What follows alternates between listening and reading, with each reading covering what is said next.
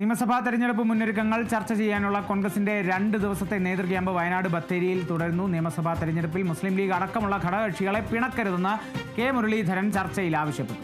സമുദായ സംഘടനകളെ പൂർണ്ണമായും വിശ്വാസത്തിൽ എടുക്കണമെന്നും മുരളീധരൻ പറഞ്ഞു.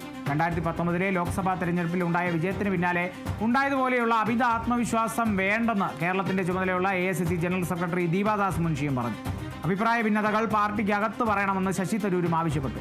ലക്ഷ്യ 2026 എന്ന് പേരിട്ടിരിക്കുന്ന ക്യാമ്പിൽ സംസ്ഥാനത്തെ പ്രധാനപ്പെട്ട 200ഓളം നേതാക്കളാണ് പങ്കെടുക്കുന്നത്. തെരഞ്ഞെടുപ്പ് തന്ത്രജ്ഞൻ സുനിൽ കനകുലുവും ചർച്ചയിൽ പങ്കെടുക്കുന്നുണ്ട്. സ്ഥാനാർത്ഥികളുടെ ജയസാധ്യത പഠിക്കാനുള്ള ചുമതല കനകുലുവിനാണ്. നിയമസഭാ തെരഞ്ഞെടുപ്പ് തന്ത്രങ്ങൾ, തെരഞ്ഞെടുപ്പിൽ ചർച്ചയാക്കേണ്ട വിഷയങ്ങൾ, സ്ഥാനാർത്ഥി നിർണയം തുടങ്ങിയവ സംബന്ധിച്ച കൂടിയാലോചനകളാണ് ക്യാമ്പിൽ നടക്കുന്നത്.